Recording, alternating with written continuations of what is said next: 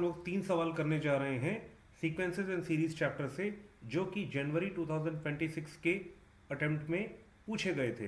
ये अलग अलग शिफ्ट से 6 सवाल लिए गए हैं। सवाल देखने में आसान है पर ये कठिन हो सकते हैं अगर आपको फॉर्मूलेज नहीं पता है। फॉर्मूलाज पता होने चाहिए, कॉन्सेप्ट्स क्लियर होने चाहिए, लॉजिक क्लियर होना चाहिए। अगर ऐसा है तो इन सवालों में आप आसानी से आंसर की तरफ बढ़ सकते हैं। चलिए हम लोग अपना पहला सवाल देखते हैं। If the sum of first 4 terms of an AP is 6 and the sum of first 6 terms is 4, then the sum of first 12 terms is. हमको पहली चीज दे रखी गई है, sum of first 4 terms AP के 6 हैं, फर्स्ट 6 टर्म्स हमारा 4 है, 12 टर्म्स का सम निकालना है। Sum of n terms of AP क्या होता है? ये होता है S n is equal to n by 2 a plus n minus 1 d. ये होता है। हमको क्या दे रखा गया है? S4। अगर हम इसको लेकर आते हैं, S4 की वैल्यू दे रखी गई है 4/2। 2a हमको पता नहीं है, n कितना है? 4 है, तो ये हो जाएगा 3d। ये हमको दे रखा गया 6। Let a be the first term and d be the common difference. ये चीज़ हमें ध्यान रखनी है। ये हमारा बेसिक पॉइंट हो गया। अगर हम इसको देखते हैं तो ये कैंसिल होकर 2 दे देगा और ये यहाँ से कैंसिल होकर 3 दे देगा, तो हमारे पास बचेगा 2a plus 3d is equal to 3। ये हमारा इक्वेशन नंबर 1 हो गया। अगर हम इसकी बात करते हैं, sum of first 6 terms is equal to 4। S6 की वैल्यू कितनी है? ये हम निकालेंगे फॉर्मूला से, 6/2। 2a प्लस n की वैल्यू कितनी है? n की वैल्यू 6 है, तो ये हो जाएगा 5d इज इक्वल टू 4। ये 3 दे देगा, तो यहाँ से मेरे पास आ जाएगा 2a plus 5d is equal to 4/3। ये हमारा सेकेंड इक्वेशन आ गया। अब हम दोनों इक्वेशन को सॉल्व करते हैं। पहला इक्वेशन है 2a plus 3d is equal to 3 और अगला इक्वेशन है हमारा 2a plus 5d is equal to 4/3। ये माइनस हो जाएगा, ये माइनस हो जाएगा, ये माइनस हो जाएगा, ये कैंसिल हो गया। ये मुझको दे देगा -2d।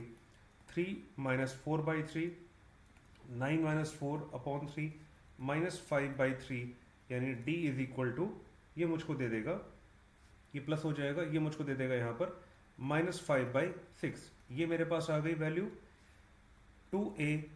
अब यहाँ से हम लोग कैसे करते हैं? इस इक्वेशन को लेते हैं, 2a plus 3d is equal to 3।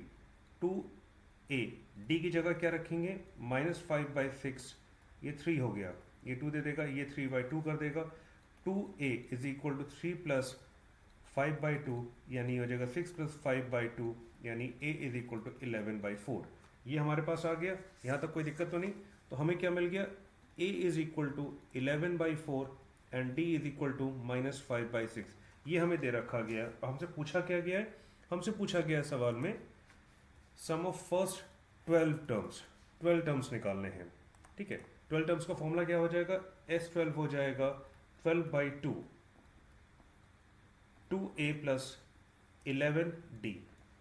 ये 6 दे देगा 2। a की वैल्यू कितनी है? a की वैल्यू हमने निकाली है यहाँ पर 11/4 प्लस 11। d कितना है? -5/6। ये मुझको दे देगा 6, यहाँ से हो गया, ये 11/2 दे देगा, ये मुझको दे देगा -55/6। दिस विल गिव मी, अगर मैं एलसीएम लेता हूँ तो 6 यहाँ आ गया, ये मुझको दे देगा, 3 से मल्टीप्लाई करूँगा 33 माइनस 55 इंटू 6, ये कैंसिल हो गया, यहाँ बचेगा -22। ये हमारा आ गया आंसर। क्या ये हमारे किसी ऑप्शन में दे रखा है? Let's check out. यस, -22 हमको ऑप्शन नंबर 1 दे रखा है। ये बहुत सिंपल सवाल था जहाँ पे हमको इस बेसिक फॉर्मूले का इस्तेमाल करना था। जल्दीबाजी में ऐसा मत कीजिएगा। यहाँ पर फर्स्ट 4 टर्म्स दे रखा है और ये फर्स्ट दे रखा है। कई बार आईआईटी के एग्जामिनर्स ट्रैप करने के लिए आपको यहाँ पर नेक्स्ट 6 टर्म्स दे देते। अगर यहाँ पर नेक्स्ट 6 टर्म्स होता तो ये हो जाता, इसको कैसे लिखते हैं हम लोग? इसको S-6 लिखते, ये हो जाता S10 माइनस S4, ये हमारा हो जाता। ये नहीं दे रखा था, ये हमारे लिए एक मिस्टेक का पॉइंट हो सकता है। जल्दीबाजी में ये होता है, क्योंकि ज़्यादातर कोचिंग इंस्टीट्यूट्स या ज़्यादातर जो टीचर्स पढ़ा रहे हैं वो इसको नेक्स्ट के फॉर्म में भी आपको पढ़ाते हैं, वहाँ ये गलती हो सकती है। बच्चों वो गलती मत करना। यहाँ पर भी फर्स्ट है, यहाँ पर भी फर्स्ट है और यहाँ पर भी फर्स्ट है। Everywhere it is written as first. चलिए हम लोग बढ़ते हैं अपने अगले सवाल की तरफ। ये आया है आपके 23 जनवरी शिफ्ट 2 का सवाल है।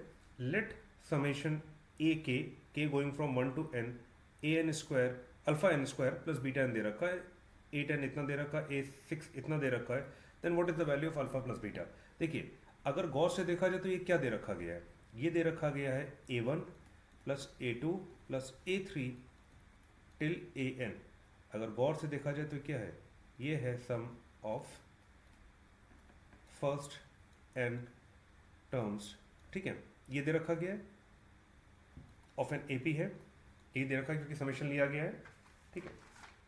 अब हम क्या करेंगे, ये हमको दे रखा गया है तो ये हमारे पास दे रखा गया है Sn is equal to alpha N square plus beta N, तो यानी Sn माइनस वन क्या हो जाएगा, अल्फा n माइनस वन का square plus beta n minus one.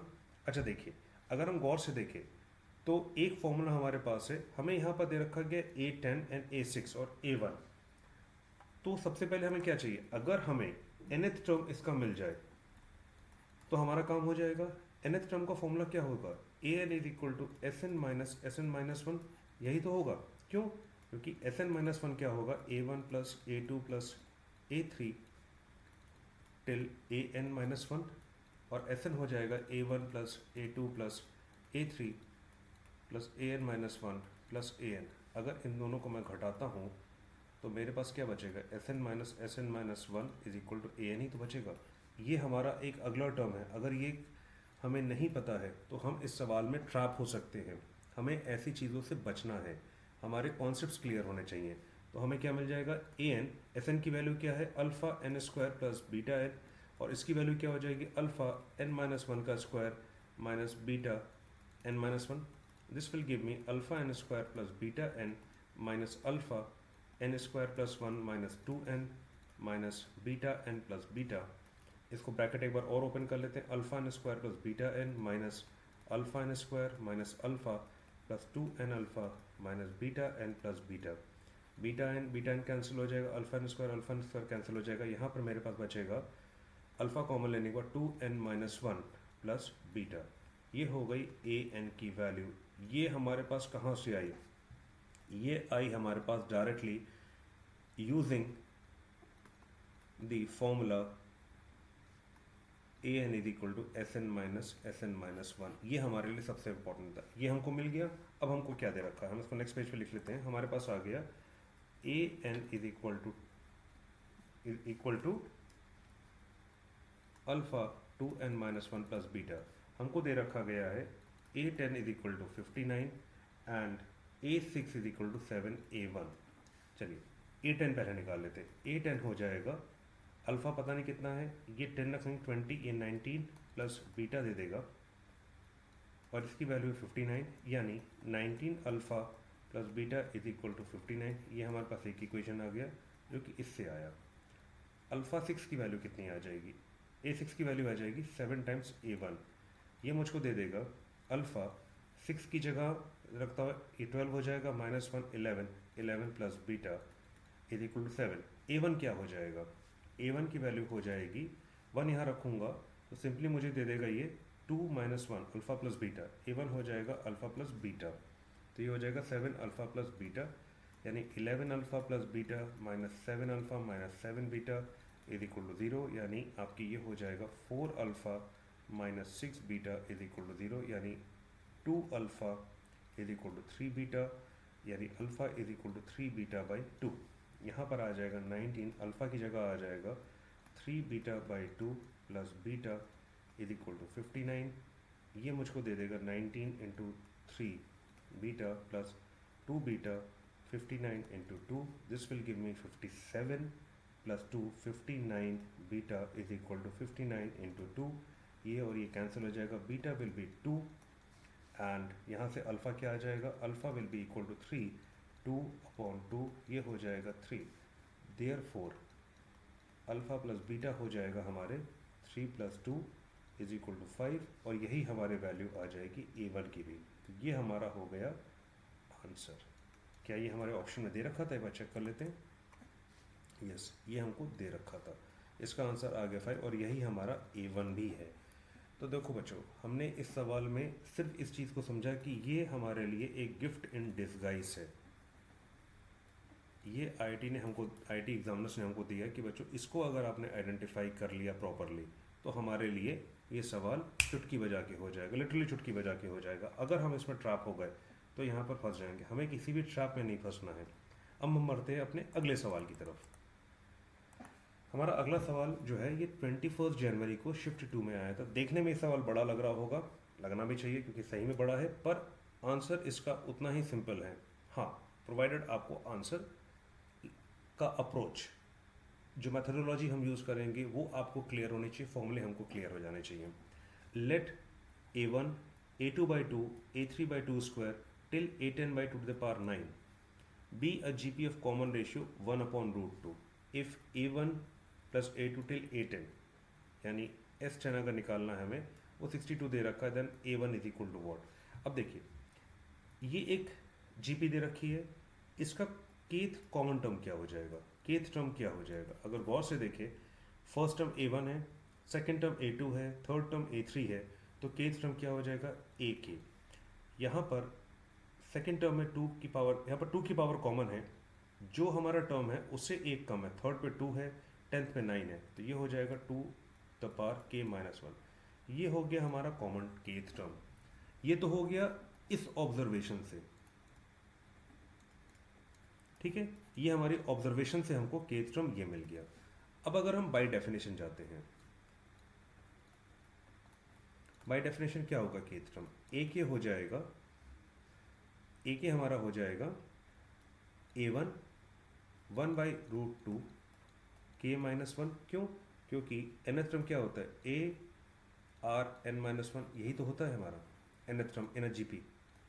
In GP this is the nth term. तो गौर से देखो बच्चों, ये ऑब्जर्वेशन है, ये डेफिनेशन है, इन दोनों को हम इक्वेट करेंगे क्योंकि दोनों हमारे पास एक जैसे टर्म दे रहे हैं, ठीक है। अब यहाँ पर क्या हो गया, ये मुझको दे देगा a के 2 to the power k-1 a1 1/√2 to the power k-1। Clear है बच्चों, यहाँ तक कोई दिक्कत तो नहीं आ रही। देखिए, ये हमको मिला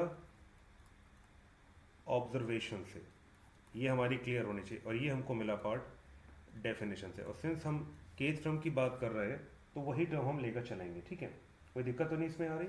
अब देखिए यहाँ से क्या हो जाएगा, ए के हो जाएगा, यहाँ से a1 ऐसे लिख दिया, ये हो जाएगा 2 to the power k-1, और ये मुझको दे देगा 2 k-1/2, क्योंकि √2 का जब मैं पावर लूँगा तो वो हाफ में बदल जाएगी। ये हो जाएगा 2 k-1, ये हो जाएगा 2 माइनस k-1/2, ये दे देगा मुझे a1 2 to the power k-1/2।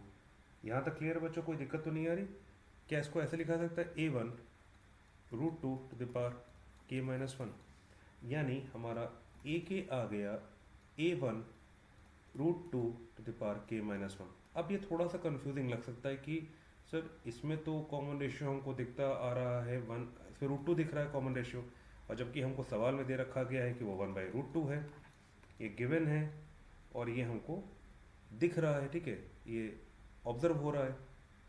तो हम क्या करें इसमें, हम ऐसा करते हैं, ये क्या करेंगे, हमको ए बी का जनरल टर्म क्या दे रखा गया है, जो a3 हमारा टर्म है वो है a3/2 स्क्वायर, a2 क्या दे रखा है a2/2, तो a3/a2 क्या हो जाएगा, ये हो जाएगा a3/2 स्क्वायर a2/2, ये मुझको दे देगा a3/a2, और यहाँ पे 2 आ जाएगा। ये क्लियर है। अब हमारे फॉर्मूले से a3 की वैल्यू क्या आ रही है, हमारे फॉर्मूले से a3 की वैल्यू आ जाएगी a1 √2 3-1 a1 √2 का स्क्वायर यानी 2a1, और a2 की वैल्यू क्या आ जाएगी, ये आ जाएगी a1 √2 2-1, this will give me a1 √2। अब हम अगर इसमें इन दोनों वैल्यूज़ को पुट अप कर देते हैं तो a3 की जगह आ जाएगा ट्वाइस ऑफ a1, यहाँ पर 2 दे रखा है, a2 दे रखा है, यहाँ पर a1/√2 आ जाएगा, a2 नहीं आएगा यहाँ पर, ये मुझको मिल जाएगा A1 कैंसिल, 2 कैंसिल, यहाँ मुझे मिल जाएगा 1/√2 और यही तो हमारा कॉमन रेशियो है, यानी हमारा कॉमन रेशियो बिल्कुल सही आ रहा है। ठीक है, अब हमें क्या करना है, अब हमें निकालना है A1 प्लस A2 जो हमारे टर्म दे रखे हैं यहाँ पर, उनका सम, इन सारे टर्म्स का निकालना है। ठीक है, तो इसमें क्या हो जाएगा, यहाँ पर हो जाएगा हमारा पहला टर्म A1 हो गया, ये हो जाएगा A1 बाई, ये कितना दे देगा बच्चों, ये दे देगा मुझको A1√2, A1 2, A1 2√2, इस तरीके से चलता जाएगा ये 10 टर्म तक। इसका सम कितना होगा, A1 कॉमन ले लिया, कॉमन रेशियो यहाँ पर कितना आ रहा है, कॉमन रेशियो आ रहा है √2 टू द पावर, टर्म्स कितने हैं हमारे 10 टर्म्स दे रखे हैं, तो ये हो जाएगा, यहाँ पर हो जाएगा √2 माइनस 1, ये मुझको दे देगा A1, ये मुझको दे देगा 2 to the power 5 minus 1, √2 minus 1, this will give me A1 31 upon √2 minus 1 and this is given to be equal to 62, ये हो जाएगा 2, A1 will be 2 into √2 minus 1, ये हमारा आंसर आ जाएगा A1 की वैल्यू। अगर हम गौर से देखें तो इस सवाल में थोड़ा सा ट्रिक लगा था और ट्रैप भी था, उस ट्रैप में हमें बिल्कुल नहीं फंसना है। एक बार हम इस सवाल को और देख लेते हैं। देखिए, हमको यहाँ पर A1 दे रखा गया है, A2/2 दे रखा गया है, A3/2 2 स्क्वायर दे रखा गया है, A10/2 टू द पावर 9 दे रखा गया है, ये GP में है। ठीक है, और हमको इन टर्म्स का सम निकालना है, तो यहाँ से देखिए 2 स्क्वायर गायब है, यहाँ से A to the power 9 to the power 9 गायब है, तो इसको हम कैसे लेकर आएंगे, तो हमें A10 को किसी एक कॉमन डिनोमिनेटर यानी एक कॉमन चीज़ के लेकर बराबर आना पड़ेगा ना, तभी तो हम ले पाएंगे ना, क्योंकि हमको दे रखा गया है ये और हमें ऑब्टेन करना है ये। तो हमने क्या किया, हमने इससे निकाला केथ टर्म, ये जो बाय ऑब्जर्वेशन हो गया, और इसके बाद हमने बाय डेफिनेशन केथ टर्म निकाला, ये होना चाहिए क्योंकि कॉमन रेशियो हमको 1/√2 दे रखा था।